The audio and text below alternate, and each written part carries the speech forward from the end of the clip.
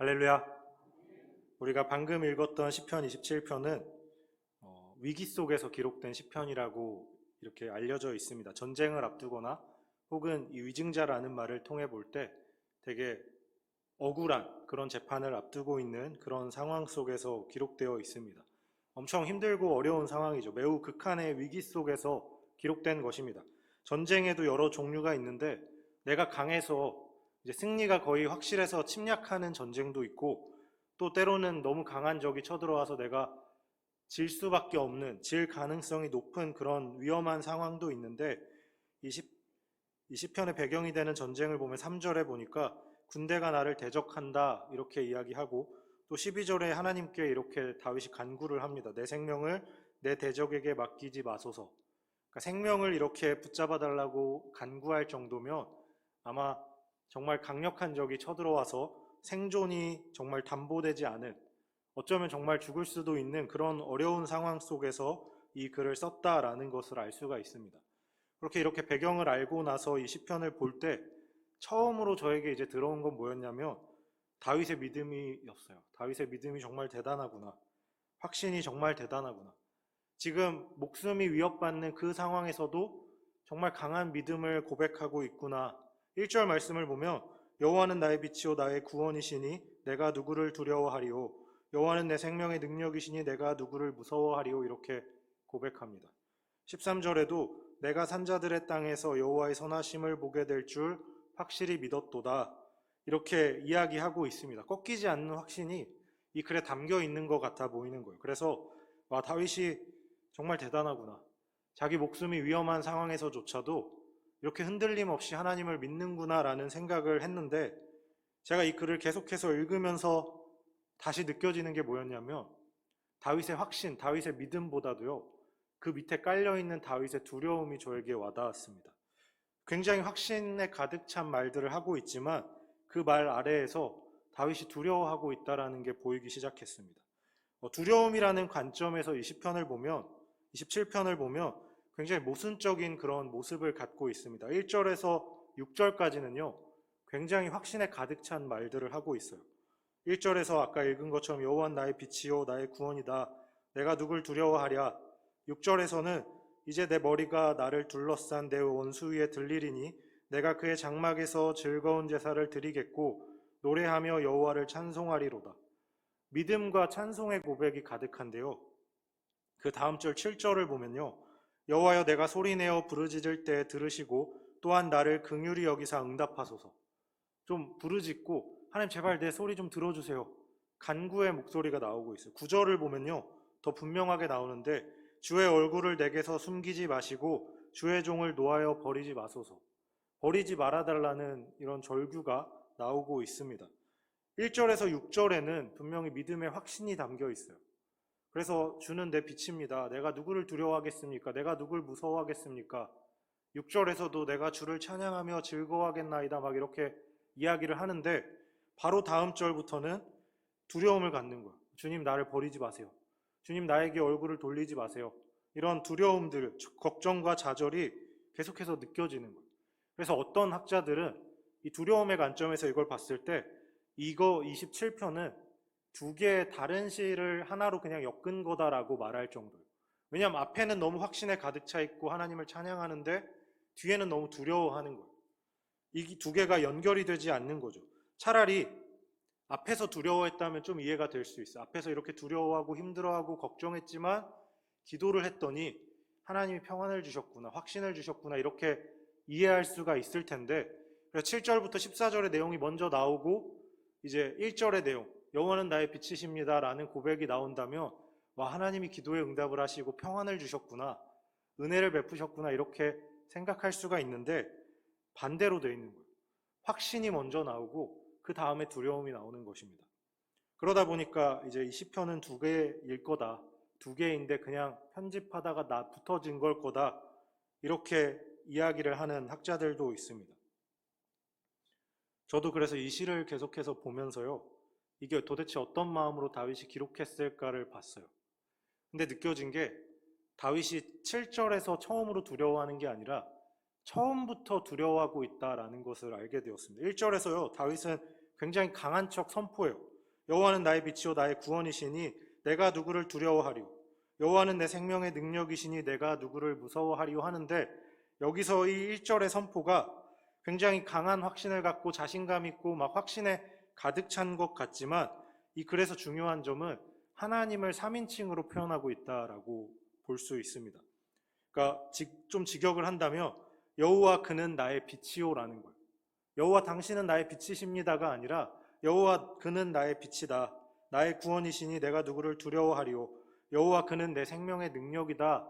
이렇게 3인칭으로 표현하고 있다라고 볼 수 있습니다. 3인칭으로 했다는 점에서 가장 중요한 건 뭐냐면, 다윗이 1절부터 6절까지 계속해서 3인칭으로 표현을 하는데, 이 3인칭으로 표현한 이 1절부터 6절까지는 하나님께 올려드리는 그 기도가 아니라는 거예요. 우리가 하나님께 올려드린다면 2인칭을 쓸 거예요. 하나님, 정말 당신은 나의 빛이십니다. 아마 이렇게 쓸 텐데, 다윗은 그렇게 쓰지 않고 3인칭으로 그는 이라는 표현을 쓰고 있다는 것입니다. 그러니까 하나님께 드리는 말이 아닌 거죠. 그러면 왜 다윗이 3인칭으로 이렇게 표현을 했을까요? 그럼 어떨 때 우리가 하나님을 3인칭으로 표현을 할까요? 네. 어떨 때 표현을 할까요? 제가 보니까요, 제가 한번 생각을 해봤어요. 내가 하나님 어떨 때 3인칭으로 표현할까? 보니까 제가 두 개를 찾았습니다. 어떨 때냐면 설교할 때 그렇게 표현하고요. 두 번째로는 전도할 때 그렇게 표현하더라고요. 그러니까 하나님에 대해서 다른 사람에게 이야기해야 될 때 3인칭으로 해요. 내가 하나님께 이야기할 때는 그냥 2인칭으로 표현을 하죠. 다윗은 3인칭으로 이야기하고 있습니다. 그러니까 다윗은 1절부터 6절은 하나님께 하는 말이 아니라 다른 누군가에게 전하려고 하는 말이에요. 그럼 다윗이 누구에게 전하려고 했을까요? 저는 다윗이 자기 스스로에게 하는 말이라고 생각을 합니다.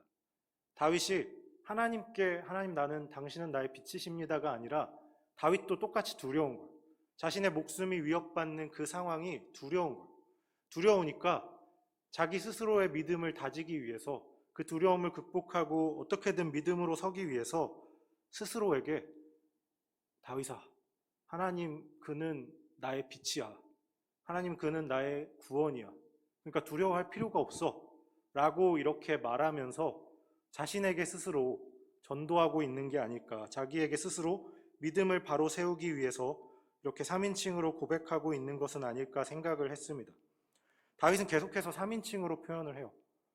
2인칭으로 하나님께 직접적으로 말하는 게 아니라 계속해서 3인칭으로 이야기하면서, 다윗아, 여호와는 나의 빛이다. 그는 나의 구원이다. 내가 누구를 두려워하랴. 그는 생명의 능력이다.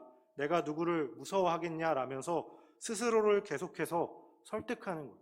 내 목숨을 잃을 수도 있고 내가 가진 것을 잃어버릴 수도 있는 그 상황이 다윗에게도 두렵고 힘들지만, 그 두려움에 압도되지 않고 그 두려움에 잡아먹히지 않기 위해서 계속해서 전도하는 거예요. 스스로에게. 다윗아, 너가 믿는 하나님 이런 분이야. 그 하나님을 너가 믿어야 된다라고 하면서 계속해서 이야기하는 것입니다. 그래서 2절에 이렇게 이야기해요. 악인들이 내 살을 먹으려고 내게로 왔으나 나의 대적들, 나의 원수들인 그들은 실족하여 넘어졌도다. 여기서 2절의 말씀은 동사가 다 과거형으로 되어 있어요. 그러니까 다윗이 과거에 자신의 경험을 떠올리는 거예요. 자신의 믿음을 굳게 하기 위해서, 두려움보다 이 압도되지 않는 그 믿음을 갖기 위해서 과거에 있었던 하나님의 역사하심을 기억하는 거예요. 그래, 과거에 하나님이 이렇게 날 구원하셨고 나를 지켜주셨고 나를 보호하셨다. 그러니까 지금도 날 보호해 주실 수 있어. 지금도 나를 구원하실 수 있어. 그러니까 믿어야 한다. 그 믿음으로 하나님께 나아가야 된다. 이렇게 스스로 의지를 다지는 것입니다. 우리에게 두려운 일이 생길 때가 있습니다. 되게 흔들리고 내 자신이 스스로 통제할 수 없어서 무기력함을 느낄 때가 있습니다. 그럴 때 우린 다윗을 기억해요. 다윗은 자신이 가진 그런 경험이나 말씀이나 깨달음이나 모든 것을 동원해서 그 두려운 상황에 잡히지 않고 믿음으로 이겨내기 위해서 계속해서 사용했어요. 자신이 경험한 하나님의 역사하심을 떠올리면서, 하나님이 나를 이렇게 역사하셨고 지켜주셨다. 그러니까 우리 하나님이 다시 날 구원해 주실 거다. 믿음으로 이겨내려고 하는 거예요. 그럼 마찬가지로 우리도요, 이러한 어려움과 힘듦이 있을 때 내가 가진 성경 지식, 들었던 설교 말씀, 또 다른 사람의 간증, 뭐가 되었든 간에 하나님 앞에서 믿음으로 극복하기 위해서 노력해야 돼요. 두려움에 잡혀버리고 내 삶의 좌절에 넘어지고 또 내가 가진 이런 좌절감과 또 무기력함에 삼켜지는 게 아니라 그 무기력함과 좌절과 두려움을 이겨내기 위해서 내가 가진 모든 걸 동원해서 하나님께로 나아가요. 다윗은 그렇게 한 거예요. 다윗은 두려웠어요. 내 생명이 끊어질 수도 있구나. 하지만 끝까지 자신이 가졌던 그 경험들, 하나님 앞에 경험했던 그 모든 일들을 가지고 믿음을 지켜내기 위해서 1절에 고백했던 하나님은 나의 빛이다라는 그 말을 끝까지 지켜내기 위해서 하나님 앞에 일어선 것입니다. 하나님 앞에 고백한 것입니다. 그래서 그가 과거의 그 믿음을 지키기 위해서 이렇게 과거의 이야기를 하고 주의 복음을 떠올리고 하나님의 역사하심을 기억하면서 그가 3절에 고백을 하는 것입니다. 3절에 이렇게 말합니다. 군대가 나를 대적하여 진칠지라도 내 마음이 두렵지 아니하며 전쟁이 일어나 나를 치려 할지라도 나는 여전히 태어나리로다. 다윗은 믿음을 지키기 위해 끝까지 노력했고요. 그리고 3절에서 자신의 믿음, 그래 하나님께서 과거에 나를 지켜주셨으니 지금 있는 이 어려움도 이 고난도 이 두려움도 지켜주실 것이다. 하나님께서 나를 구원하실 거다라는 그런 고백을 하는 것입니다. 그리고 나서 4절에 고백을 합니다. 내가 여호와께 바라는 한 가지 일 그것을 구하리니 곧 내가 내 평생에 여호와의 집에 살면서 여호와의 아름다움을 바라보며 그의 성전에서 사모하는 그것이라. 믿음을 지켜낸 다윗은 하나님과 자신의 관계를 돌아보기 시작했어요. 다윗은 하나님 앞에서 하나님께 바라는 한 가지가 있다고 합니다. 이 한 가지라는 말은요, 내가 정말 많은 것을 바라고 있는데 그 가운데 한 가지라는 말이 아니라 하나님 앞에서 내가 원하는 게 진짜 오직 유일한 한 가지라는 뜻이에요. 하나님 앞에 바라는 게 오직 한 가지인데 이 4절에 나온 구하리니라는 이 히브리어를 보면요, 그냥 구하리니가 아니라 온 힘을 다해 추구한다라는 말을 담고 있습니다. 그러니까 이 4절의 앞부분을 직역하면 내가 여호와께 바라는 오직 한 가지 일을 온 힘을 다해 구하는 삶을 살겠다라는 말이에요. 그러니까 의지가 담겨 있는 말이에요. 내가 온 힘을 다해서 하나님의 뜻을 구할 거다. 하나님께서 바라시는 것을 내가 구할 거다라는 말을 담고 있습니다. 어떠한 상황에서도 하나님 앞에서 변함없는 삶을 살겠다라는 다짐을 하는 거예요. 상황에 흔들리고 두려워하기도 하고 그 두려움 속에서 때로는 믿음을 놓쳐버릴 때도 있지만 끝까지 믿음을 지키면서 하나님 앞에서 내가 변함없이 서 있겠다. 내가 이것을 정말 구했는데 상황이 바뀌었다고 나를 구원해달라, 나를 해결해달라, 이 전쟁에서 승리하게 해달라 이런 구원을 하는 게 아니라 이런 요청을 하는 게 아니라 이렇게 변하는 게 아니라 하나님 앞에 정말 한 가지의 소망, 한 가지의 소망을 끝까지 붙잡으면서 변함없이 서 있겠다 이렇게 이야기하는 것입니다. 그러면서 다윗이 구하는 게 뭐냐면 여호와의 집에 사는 것 이렇게 이야기합니다. 여호와의 집에 살기를 구했어요.